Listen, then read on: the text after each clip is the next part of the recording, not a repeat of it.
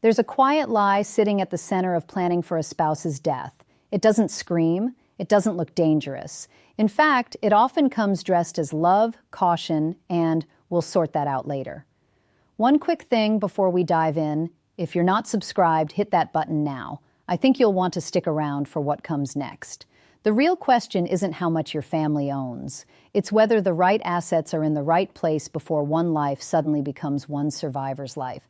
Most people walk into retirement focused on account balances. They look at the pension pot, the ISA, the savings account, the house value, and they ask, is this enough? And if the number doesn't feel big enough, they feel behind, even if they have something incredibly valuable sitting right in front of them. The goal of retirement is not wealth, it's income. And when a spouse passes, that truth gets louder, because in that moment, this stops being about a big pile of money and starts being about one person needing stability, access, and protection. Think of your retirement life in two piles, not one giant scary number. Two piles. Pile one is money that shows up no matter what. State pension, Social Security if you have it, a pension from work, maybe rental income, maybe an annuity. Money that keeps arriving whether the market is smiling or throwing a tantrum. Pile two is everything else. Your savings, your investments, your accounts, the parts that can rise and fall. Now here's the critical mistake most people make. They stare at pile two until it keeps them up at night while barely noticing pile one. And yet pile one is often doing far more of the heavy lifting than people realize. Think of it like a house. Your income floor is the foundation. It sits underground. You don't show it off to guests. Nobody compliments it. But if it's strong, the whole house stands. Your savings, your investments, your property value, all the shiny, visible stuff, that's the furniture. Helpful, comfortable, important, yes. But it sits on top of something else. Most people spend years polishing the furniture while ignoring whether the foundation is solid. And here's the thing. Most people are being told they are behind when they're not. Now let's make this real. Let's meet two people. The first one, let's call him Frank. Frank is in his late 60s. He spent decades working a steady job. Nothing flashy, no wild success story, no giant bonuses, just consistency. If you passed him on the street, you would not look twice. Frank lives in a modest home. He drives an older car. And if you looked strictly at his savings, you'd probably panic for him. Because compared to all those giant retirement targets people throw around, Frank doesn't look impressive at all. But here's what you don't see when you only look at that number. Frank has a monthly pension. He has government retirement income. His home is fully paid off. Every single month, without touching much of his savings, money shows up. Consistently, predictably. Frank is not stressed. Frank is not struggling. Frank is living a life that works. Now let's meet Gary. Gary did everything right, at least according to the rules he was given. He saved aggressively. He invested diligently. He followed the benchmarks. On paper, Gary looks like the success story. But Gary still has a mortgage. Gary does not have a pension coming in every month from an old employer. Gary relies heavily on his investment accounts to fund his life. Every market drop feels personal.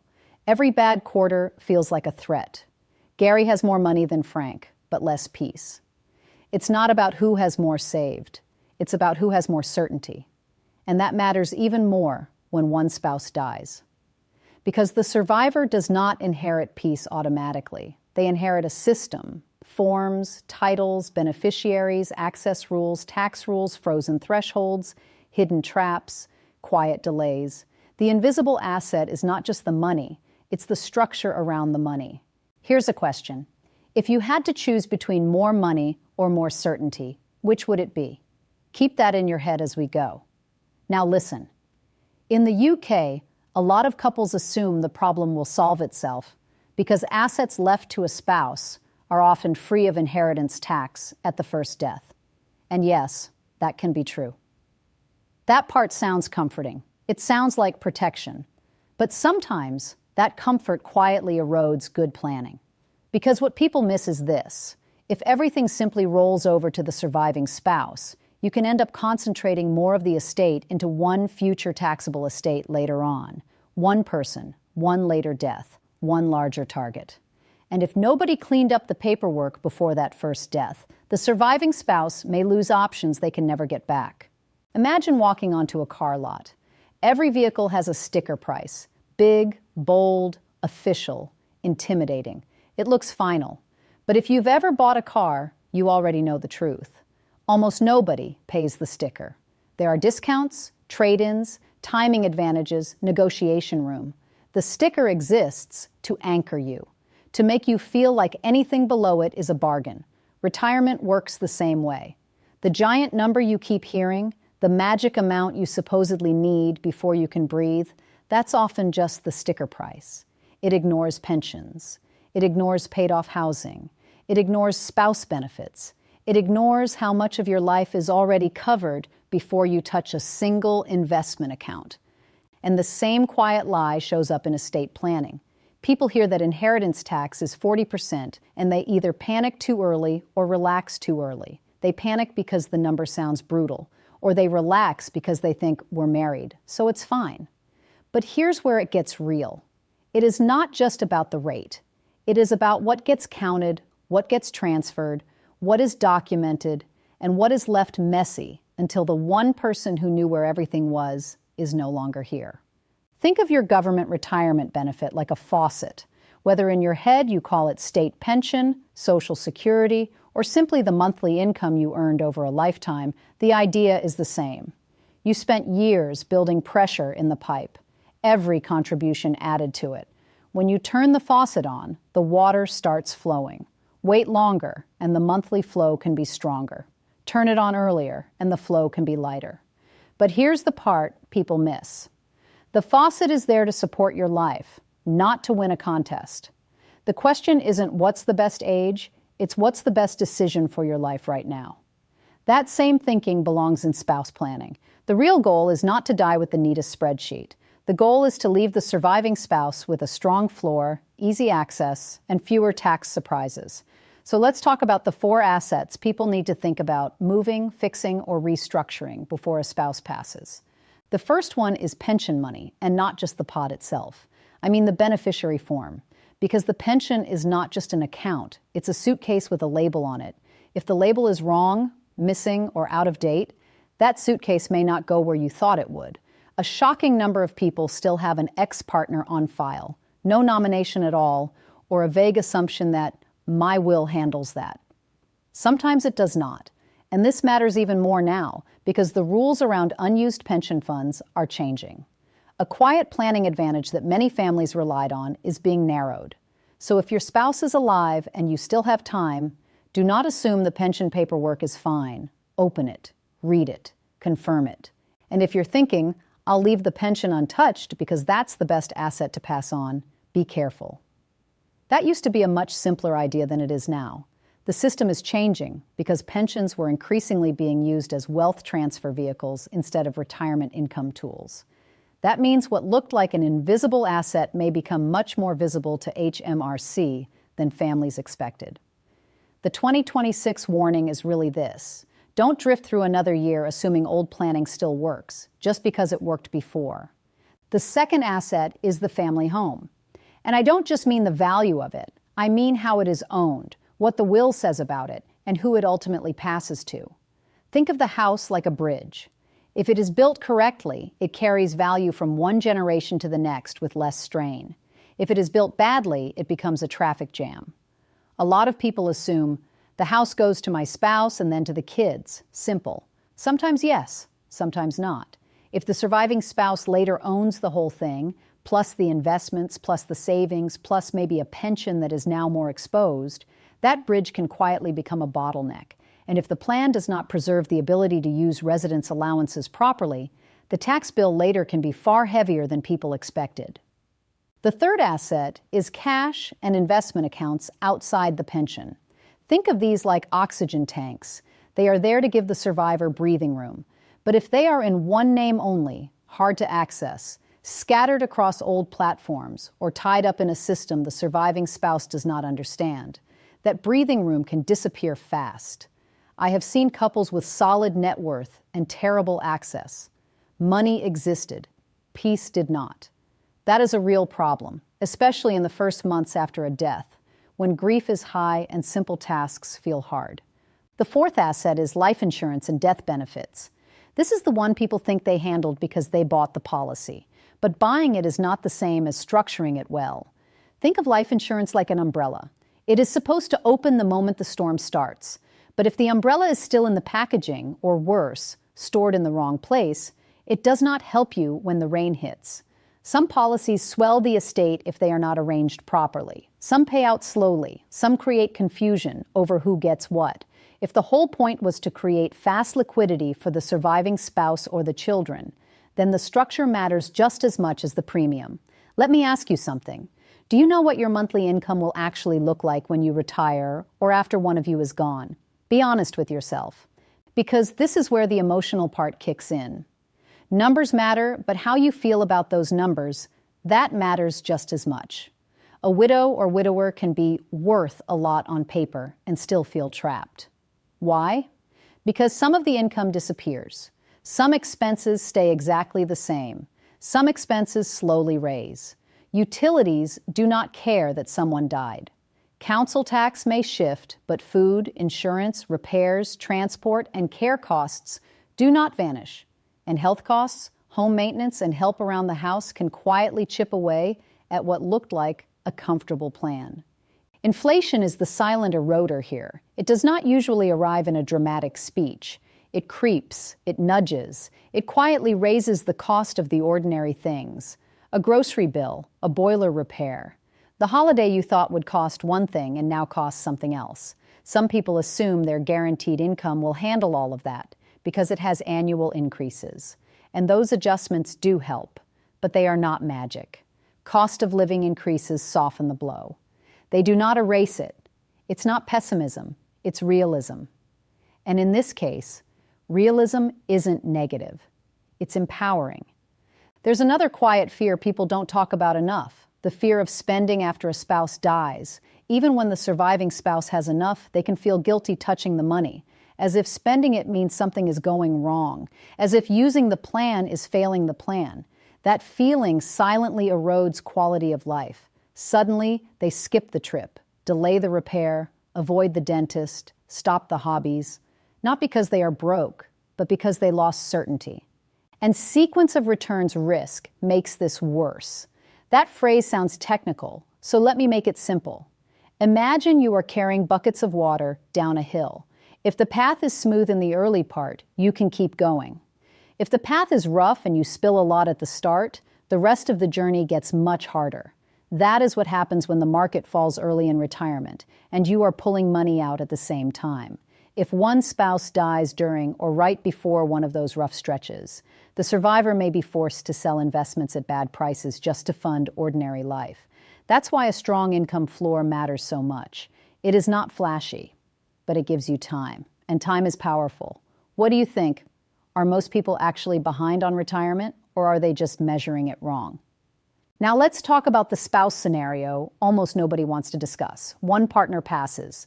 The survivor keeps the house, maybe keeps the investments, maybe inherits the pension. Everyone says, at least there won't be inheritance tax now because it all went to the spouse. And again, maybe not now. But later, that is where the quiet pressure builds. Because the basic inheritance tax threshold has stayed stuck for years, while home values, investment values, and ordinary living costs moved on. The system stays still while your life moves. That gap is where more families get pulled in than they expected. And most people underestimate expenses by a lot, not because they are careless, because they are human. They remember the big bills and forget the invisible drip, the gifts for family, the car tires, the roof patch, the funeral travel, the extra help at home, the subscriptions nobody canceled, the one-off legal fees. That's why "we'll be fine" is not a plan. It's a mood. And moods are not enough when paperwork meets tax law. You may already have what people with millions are searching for. You may already be standing on one of the strongest financial foundations available today. A paid-off home, a decent monthly pension, stable government income, no debt, sensible spending. That is not small, that is huge. But if the ownership, beneficiaries, and estate structure are sloppy, that quiet strength can be weakened at exactly the wrong time. Let me ask you, Have you ever calculated what your pension is actually worth in real dollars or pounds over a lifetime? Most people never do. Because pensions are strange that way. People underestimate them because they cannot see the whole thing at once. A monthly pension can look ordinary, but spread that predictable payment over years. Add survivor protection if it exists. Add inflation adjustments if they apply. And suddenly you are looking at something extremely valuable. That is why I keep coming back to the invisible asset. The market balance gets all the attention. The guaranteed income often carries the whole household. And this is also why one-size-fits-all calculators can quietly mislead people. We have all seen those simple retirement tools. Plug in your age, your savings, one rate of return, one spending guess, and out comes an answer like it came from a judge. But life does not work that way. People used rough calculators so incorrectly for so long that even official tools have been changed, simplified, or pulled back over time because too many people treated a generic estimate like personal truth. Your plan is not a headline. It is not a shortcut. It is your life. For married couples, there is one more conversation that matters. Survivor income. If one of you is gone, what income stops, what income stays, and what income shrinks? That conversation can feel painful, so people avoid it. But avoidance is expensive. Some workplace pensions have survivor benefits. Some do not. Some private pensions pass by nomination. Some state-style benefits are limited. Some income streams have inflation protection. Some barely move. Some life insurance pays fast. Some does not. You do not want your spouse learning those differences in a fog of grief. Here's a question for the married folks. Have you and your spouse ever actually talked about what happens if one of you is gone? That is not a dark question. That is a loving question. So what do you do with all of this? You start by getting the pension forms right, not eventually. Now, then you look at the house title and the will together, not as two separate things. Then you look at your non-pension savings and ask one simple question. If one of us died next month, could the other person access what they need without a scavenger hunt? Then you review life insurance and death benefits to make sure the money goes where it needs to go, how it needs to go, when it needs to go. And while you're doing that, stop measuring yourself against everyone else. Stop feeling behind and start focusing on what truly gives you freedom. Freedom is not a bragging rights number. Freedom is knowing the bills can be paid, the survivor can breathe, and the tax system is less likely to ambush your family later. Here's what I want you to do. Sit down and figure out your income floor. What money is coming in every month, no matter what? Pension income, government retirement income, rental income, anything stable and predictable. That number matters more than you've been told. Then calculate your real expenses. Not the fantasy version, the real version. Look at what life actually costs, including the annoying little things that quietly chip away at cash flow. Then find the gap. What part of your lifestyle needs to be covered by savings, and what part is already handled by income? That gap is what your investments are there for, not to impress anyone, to support your life. After that, pull every beneficiary form and every ownership document into one place. If you cannot explain in plain English where each major asset goes when the first spouse dies, then the plan is not finished. And finally, run the widow or widower test. One person, one household, one tax return, one set of bills, one market downturn at the worst possible time. Does the plan still feel stable? If not, now you know where to work. I want to know, have you ever felt like you were doing everything right but still felt behind? You are not alone. You don't need perfection to have a successful retirement. You need clarity. You need to know what you own, how it passes, what income survives, and what risks quietly sit in the background, waiting for nobody to look at them. That is where confidence comes from. Not from pretending death is far away, not from pretending taxes are someone else's problem, and not from chasing a bigger and bigger number because the sticker price told you to. If the system only rewards you with almost enough, you will spend your entire life chasing more. But if you understand your income, if you protect the right assets, if you make it easier for the surviving spouse, and if you stop mistaking net worth for security, you don't chase anymore. You decide. And that is the shift, from fear to clarity, from confusion to structure, from "I hope we're okay" to "I know what happens next." You are not behind. In fact, you may already be standing on one of the strongest financial foundations available today. The question is whether you are protecting it, because the families that lose the most are not always the families with the least. Sometimes they are the families who had enough, but left it disorganized, invisible, and exposed. If this resonated with you, subscribe. I'll see you in the next one.